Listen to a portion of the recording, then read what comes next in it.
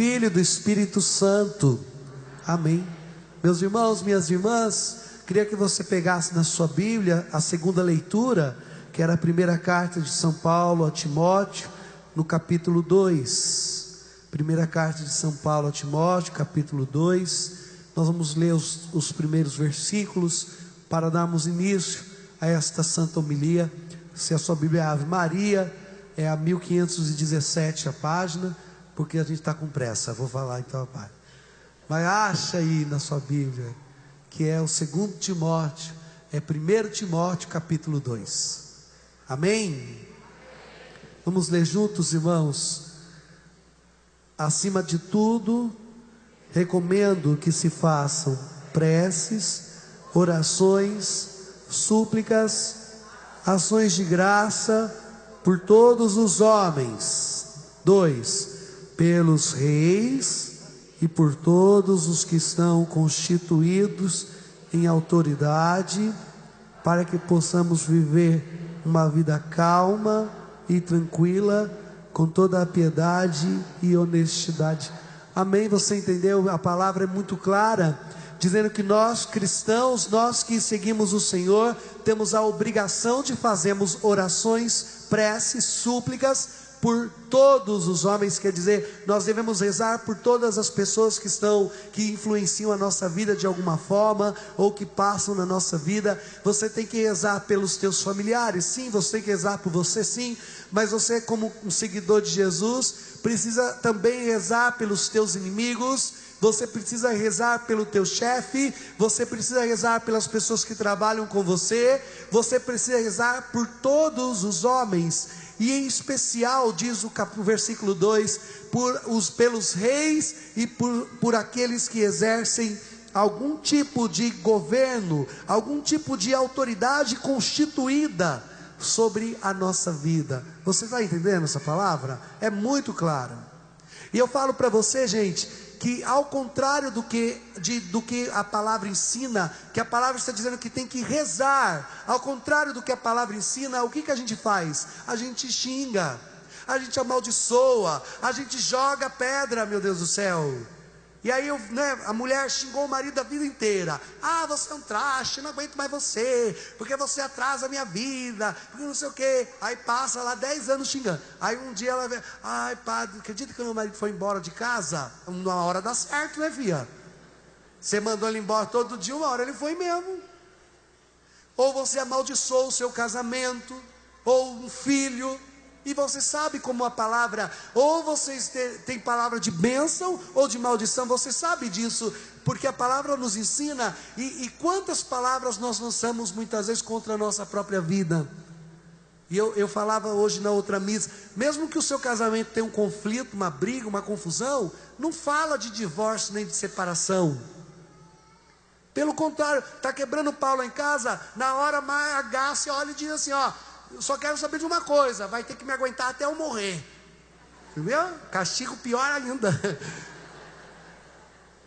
Mas não, muitas vezes a gente vai colocando palavras na nossa casa, palavras contra a esposa, palavras contra a vida, palavras contra o seu trabalho. Aí acorda pela manhã, vai trabalhar: ah, porque eu não suporto, ai meu Deus, viu, tenho que ir trabalhar. E aí começa aquelas postagens de segunda-feira no Face, né? Ai meu Deus, e xinga, e reclama. E aí fica desempregado, dá para dormir agora. E aí? Ai, padre, eu estou preocupado que eu estou desempregado. Mas amaldiçoou tanto quando ia trabalhar, que olha o que aconteceu. Gente, nós devemos oferecer orações, preces e súplicas. Ah, mas agora você prepara, que essa era só a primeira parte do que eu queria falar. Porque vamos falar a verdade, todo mundo vê que o país está em crise, que está acontecendo um monte de coisa, que os governos na corrupção, nos erros, essas mentiras, todo mundo está vendo o caos que nós estamos vivendo.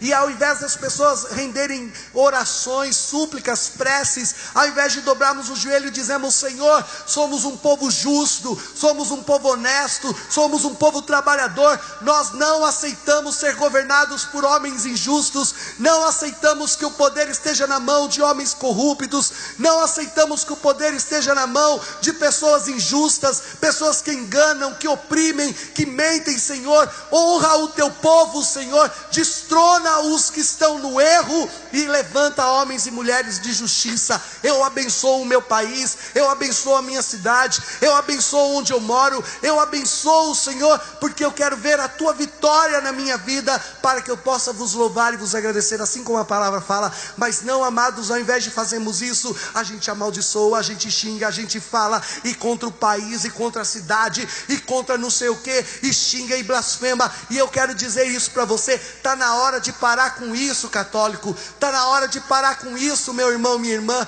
Se nós somos o povo que segue a palavra de Deus, está na hora de nós começarmos a rezar e a fazer a nossa parte, para que se levante um novo tempo, um tempo de justiça, um tempo de verdade, um tempo onde a vitória de Deus se dará em todas as áreas da sociedade. Se você não gosta do Brasil, se você acha que o Brasil não tem jeito, então pega as tuas coisas e vai embora do país. Mas se você ficou aqui, dobra o teu joelho e me ajuda a rezar, porque eu quero ver a vitória de Deus nessa terra.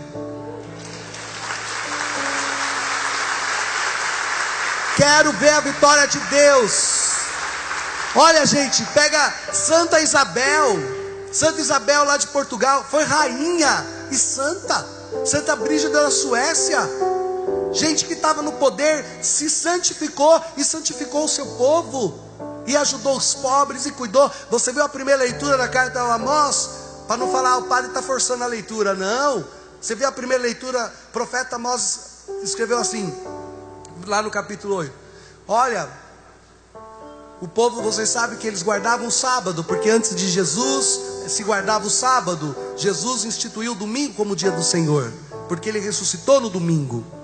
Então, amados irmãos, o profeta Amós diz assim: adianta você levar uma vida injusta, ganhar dinheiro explorando os teus irmãos, passando irmãos para trás, enganando os pais. Adianta você levar uma vida injusta e depois vir no templo oferecer o seu sacrifício, falar: eu vou na missa todo domingo, comunga, anda com a Bíblia, não sei o que, exerce pastoral, canta, faz não sei o que, é leitor, é acorde, é ministro. Adianta você ser servo de Deus, é padre.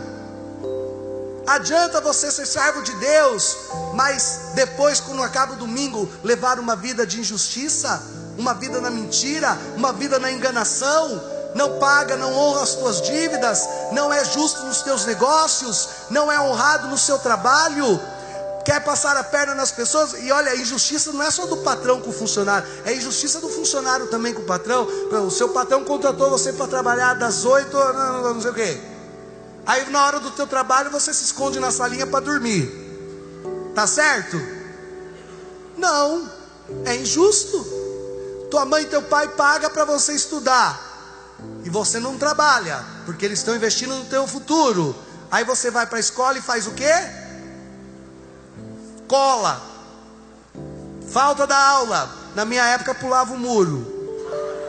Eu não. Tá certo isso? Não. Isso também é injusto. E aí você vai vendo as injustiças de filhos, irmãos com irmãos, pai com filhos, filhos com pai, briga por causa de heranças, briga por causa de dinheiro, de terras. Amados irmãos, não adianta você, é isso que o profeta Amós quis dizer, não adianta oferecer o teu sacrifício se depois a sua vida é totalmente desregrada. E pelo contrário, se nós queremos uma vida de justiça, precisamos ser justos e começarmos a orar e começarmos a fazer a nossa parte. Faz a tua parte. Eu não sei que se você pode fazer muito, mas começa a ser justo nos teus negócios, ser justo na sua maneira de ser com os teus irmãos. Olha, eu esses dias encontrei a mulher que disse: eu não quero saber de política, eu não voto em ninguém, porque tudo esse bando não presta, é tudo sem vergonha.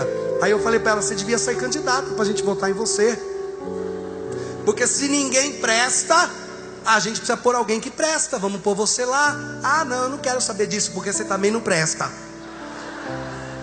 É por isso. Gente, se ninguém presta, nós estamos perdidos, porque não tem outro jeito. Alguém conhece outra forma? Vamos viver numa sociedade diferente do que é a sociedade no Brasil? Não, a partir de hoje eu não aceito mais política e por isso eu não vivo mais nessa sociedade. Eu não tenho polícia constituída, eu não tenho constituição sobre a minha vida, não tenho lei trabalhista, não tenho mais nada. As minhas próprias leis, dá para viver assim, gente?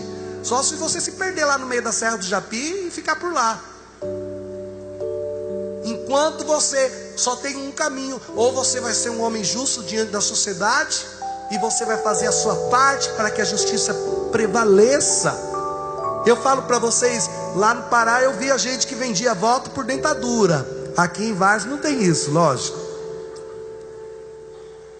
Vende por causa de dinheiro, vende por uma cesta básica, vende por causa de um matê, e depois fica reclamando o resto do ano. E aí, o que nós vamos fazer? Saiba de uma coisa: Deus não faz pacto com pessoas injustas. Deus não faz pacto com quem não faz a sua parte. Deus não abençoa quem não faz a sua parte na justiça, no direito, com caráter. Deus não tem nada a ver com os injustos. Deus não tem a ver. E eu falo para vocês, essa crise que o Brasil está passando, não dorme não, presta atenção no padre. Essa crise que o país está passando tem que passar, amados irmãos, porque Deus precisa exorcizar esse país. Deus precisa fazer cair por terra aquelas pessoas que levam uma vida de injustiça, de exploração do pobre, aqueles que levam uma vida errada. E eu falo, muitas pessoas falam sobre a crise, e eu digo que tem que temer a crise as pessoas que edificaram uma vida de forma injusta, de forma desleal. Eu ganhei, eu tive muito dinheiro, eu comprei muitas coisas, porque eu explorei os funcionários, porque eu explorei os amigos, porque eu aproveitei lá e tirei benefício de alguma coisa. Quem edificou uma vida e levantou um patrimônio de forma injusta, pode chorar mesmo, porque tudo que é injustiça vai cair por terra em nome do Senhor. Mas se você levou uma vida de justiça, de trabalho, e tudo que você tem foi conquistado ao custo do seu suor, de uma vida digna, honrada, então espera, fica firme, porque vai passar a tribulação, vai passar a crise, você vai perder uma coisa ou outra, mas você vai continuar em pé. E quando essa crise passar, Deus vai honrar você e a sua família, porque Deus honra quem é justo.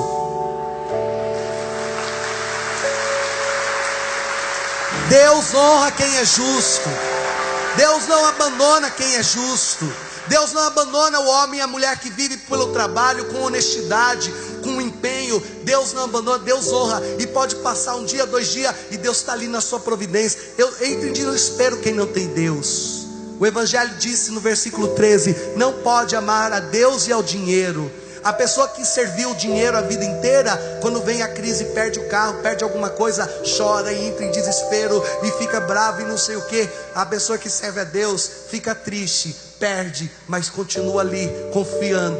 Deus está me permitindo passar por essa prova, porque Ele vai me honrar, vai me abençoar. Um carro foi, vem 2. Eu espero em nome do Senhor, porque Deus não compactua com a injustiça. Deus não abençoa a injustiça. Deus não abençoa. Se você foi injustiçado no seu trabalho, se você foi injustiçado, não se preocupe, Deus vai levantar. Deus não vai ficar calado, e a palhaçada não vai tomar conta, porque Deus não vai ficar calado. E para mim tudo o que tem acontecido não é nada mais nada menos do que a mão de Jesus Cristo. E é para temer mesmo quem está servindo o demônio, e é para temer mesmo quem vive da corrupção, e é para temer mesmo quem vive da mentira, porque a graça de nosso Senhor Jesus Cristo vai prevalecer sobre o coração daqueles que são fiéis.